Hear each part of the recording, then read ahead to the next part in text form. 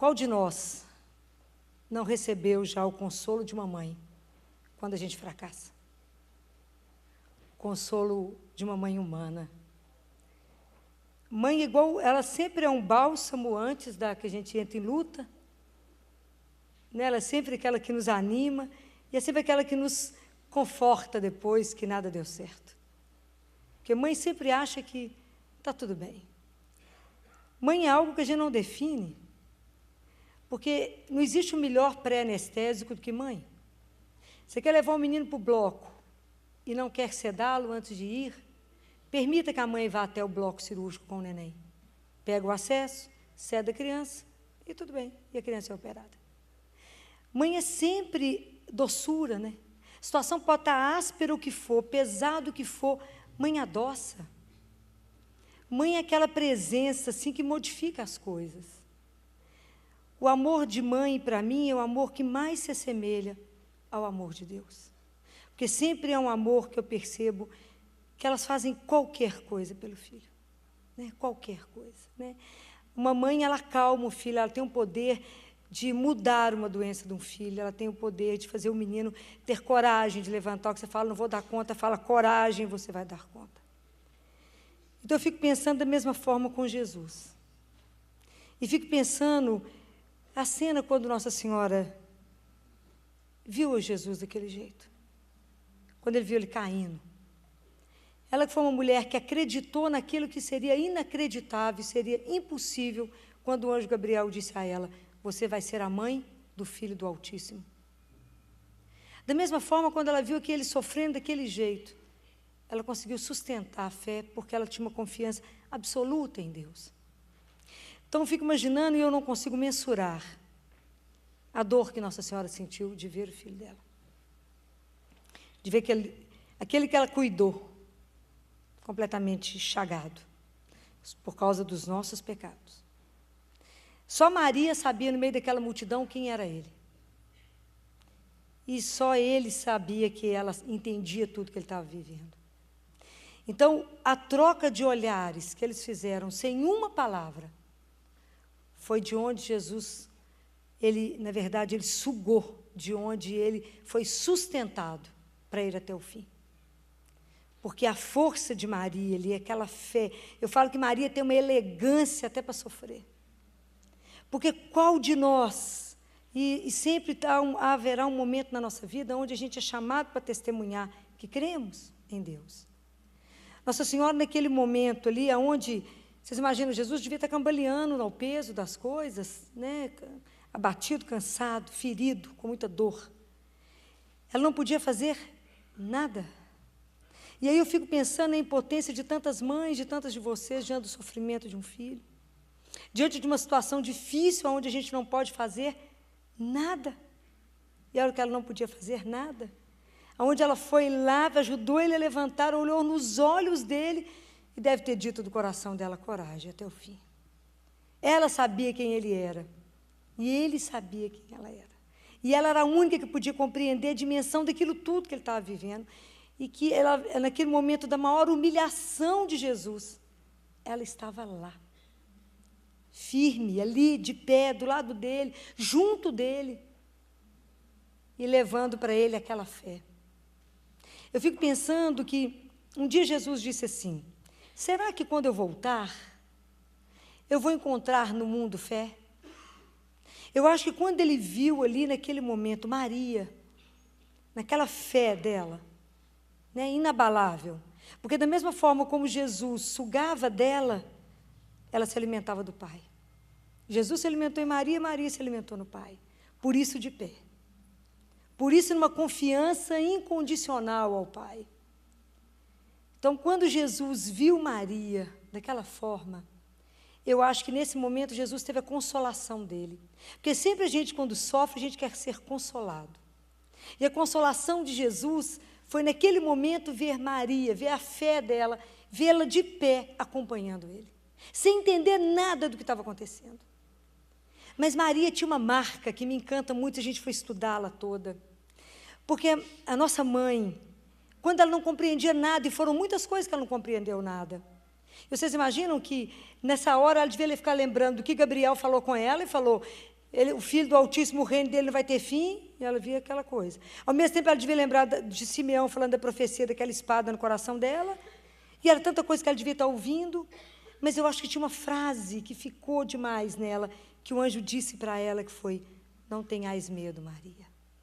Você imagina numa hora daquela onde era só ela, todos os discípulos fugiram, com exceção de João.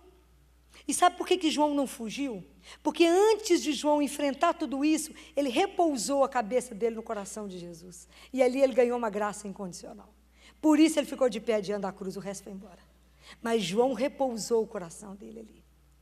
Então Maria, eu acho que ela andava pensando tudo aquilo, ela não gritou. Ela não falou com Deus, tu me enganastes. Igual Isaías gritou um dia, tu me seduziste, Senhor, e eu me deixei ser seduzido. Ela não falou nada. Foram os dois igual cordeiro, até o fim. Ela ali naquela firmeza dela, que ela podia ter feito um escândalo. Ela não fez. Todo mundo ali, pelo olhar dela e pela postura dela, sabia que ela era mãe. Porque você conhece exatamente, quando a gente chega lá no hospital, se a gente sabe exatamente quem é a mãe da criança, para você ver o sofrimento explícito. É uma chaga viva. Maria estava ali, uma chaga junto. Mas ela foi junto com ele. Né? Foi até o fim. E eu fico pensando em Jesus. Se Jesus caiu, eu acho que quando a história descreve tudo isso, a gente precisa pensar que existe um sentido mais profundo na queda de Jesus. Eu não posso pensar que Jesus caiu somente porque ele estava cansado, sim, somente porque ele devia estar desidratado, devia estar hipoglicêmico, devia estar com tanta dor, devia estar exausto. E uma tristeza mortal. Mas mais do que isso, Jesus caiu porque nós, como homens, caímos.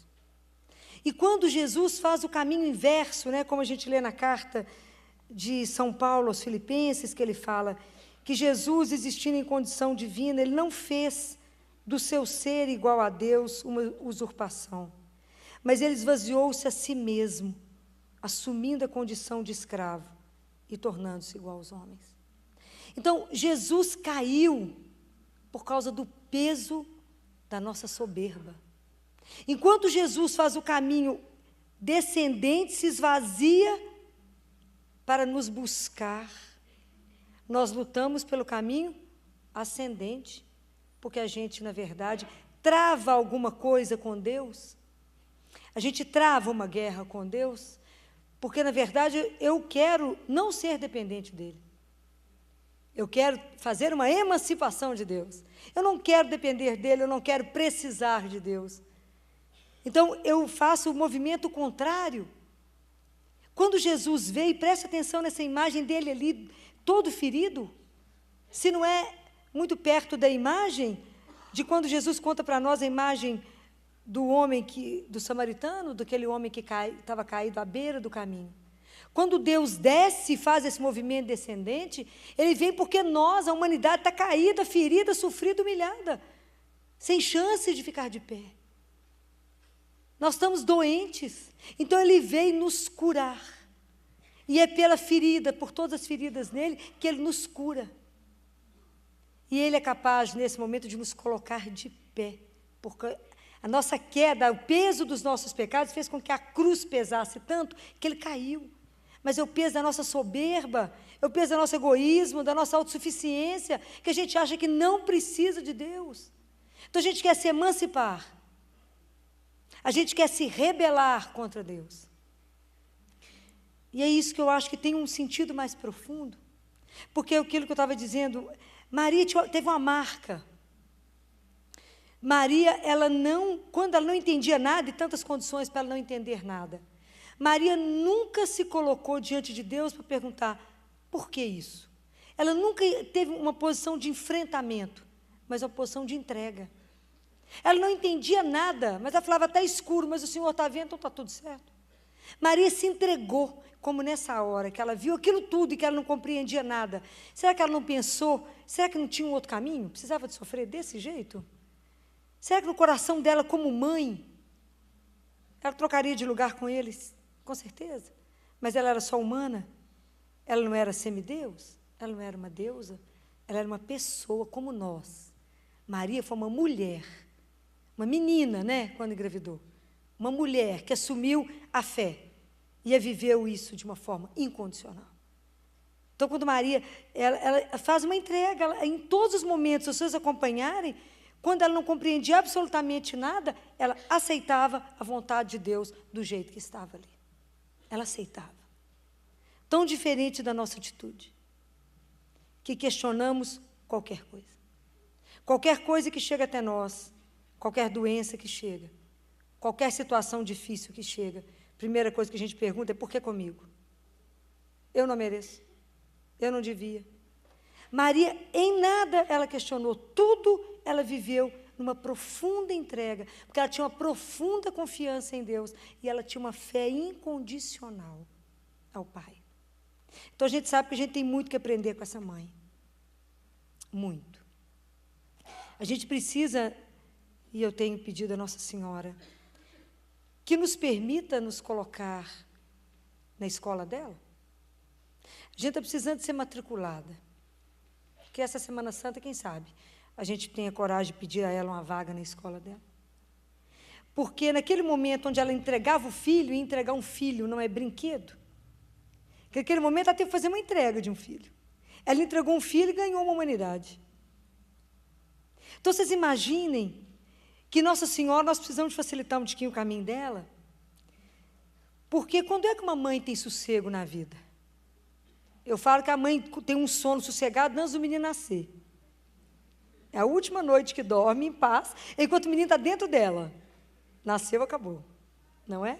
Que ela pergunta, ela fica preocupada se o menino chegou em casa, não chegou em casa, e depois que casa, preocupa com o genro, com a nora e com os filhos. É a vida inteira. Então, eu fico imaginando Nossa Senhora, olhando a vida de cada um de nós, e que ela sabe que nós precisamos, que ela precisa gerar em cada um de nós um novo Cristo. Porque o grande desafio de Jesus é nos fazer sair do egoísmo para poder aprender a viver o amor. Ele veio resgatar essa humanidade caída, sofrida, nos colocar de pé de novo e falar: eu te desafio, eu te levo para poder viver uma vida que você depende mesmo do Senhor, do Pai, viver uma vida de amor com Deus e com os irmãos. É o grande nosso desafio. É isso que ele vem ensinar. Então, Nossa Senhora tem um trabalho imenso em gerar Jesus dentro de nós. Então, do jeito que ela criou Jesus, com a doçura que ela criou, a gente precisa pedir a ela que nos crie. Fala: nos eduque, Maria. Nos ajude a viver nessa escola dessa fé que você teve. Que nada te abalou. Nada te abalou. Porque a sua confiança em Deus, eu fico lembrando dela e olhando para as mães lá no CTI, que é a mesma coisa. Assim, no sentido que fala: doutora, mas eu acho que Deus ainda vai fazer alguma coisa aqui. Pela ciência não deixa fazer nada. Fala: mas eu acho que tem uma coisa que Deus vai fazer. Assim era Maria até o fim. Até o fim. Que Deus haveria de ressuscitar Jesus, porque aquilo que ela escutou não era uma brincadeira. Então, nós precisamos de entrar na escola dela e pedir a ela: Senhora, me ajuda a levantar. Em quantas situações nós estamos caídos? No chão. Destruídos. E eu fico vendo que, às vezes, nós somos caricatura de Deus. Então, quando eu olho e eu estou sofrendo tanto com tanto adolescente do meu consultório, viciado em droga, dos pais falarem comigo: Filó, se você visse aquele menino que era louco com você ia ter medo dele, Filó, porque ele virou um bandido. E ver pai e mãe chorar por isso. Então, eu fico vendo que a droga é uma coisa tão demoníaca, que, na verdade, é para destruir a imagem daquilo que somos e virarmos uma caricatura. Que eu acho que, nessa hora, ri e fala: olha lá, esqueceu o filho. Então, o que Deus quer restaurar em nós é falar: vocês são imagem de Deus, vocês têm uma pertença, vocês são filhos do Altíssimo. Isso é uma coisa tão linda, saber que a gente tem um pai e que a gente se parece com o pai. Nós temos uma pertença, somos dele. Um dia uma criança de 3 aninhos falou comigo lá no consultório: tia Filó, tem uma dúvida na minha cabecinha que eu não consigo parar de pensar. Eu posso fazer a pergunta? Falei: pode. Você me responde, porque eu estou muito preocupada. 3 anos de idade, o que será que deve estar tão preocupada? Eu falei: o que você está tão preocupada, Florzinha? A pergunta foi: tia Filó, papai do céu tem sobrancelha? Eu falei: mas realmente é uma questão vital, não é? Papai do céu tem sobrancelha? Eu falei, se nós temos sobrancelha, está escrito que nós somos a imagem dele, que ele nos fez igual a ele. Então, se nós temos sobrancelha, papai do céu também tem. Só que a sobrancelha dele é impecável. Ele não precisa retocar, é aquela coisa linda, maravilhosa a sobrancelha de Deus, do nosso pai. Ela falou, eu também acho que ele tem sobrancelha. Pronto, resolveu a questão dela. Simples assim, pronto. Eu falei, passa a mão na sua. Pois é, a dele deve ser muito mais bonita do que a nossa toda junta. Ficou feliz. Mas entendeu que somos imagem. E entender que tudo que pode te desfigurar, tudo que não está deixando você ter a imagem de Deus, nessa Semana Santa, nós temos que deixar no colo de Maria e pedir a ela que nos faça pessoas novas, que ela nos faça filhos novos, que do mesmo jeito que ela correu em direção a Jesus, que ela olhou nos olhos de Jesus e colocou ele de pé, ela precisa olhar nos nossos olhos, nos colocar no colo e falar, você não é isso que foi destinado. Tem um projeto muito maior para você, é que você precisa acreditar que você tem um pai e mudar o rumo da sua vida, e mudar a história da sua vida, tomar a rédea na mão e falar, eu vou mudar, porque eu tenho um pai. Eu não sou fruto de um acaso. Eu sou alguém amado, alguém que alguém preocupa, alguém que vigia por você 24 horas. Aquilo que eu já falei com vocês. Deus pensa em nós 24 horas, nós que já esquecemos dele. Mas Ele pensa em nós 24 horas. Ele preocupa com cada um de nós o dia inteiro. Então, precisamos de pedir a ela, pedir essa mãe, essa doçura de mãe. Quem sabe hoje ainda precisando de um consolo de mãe?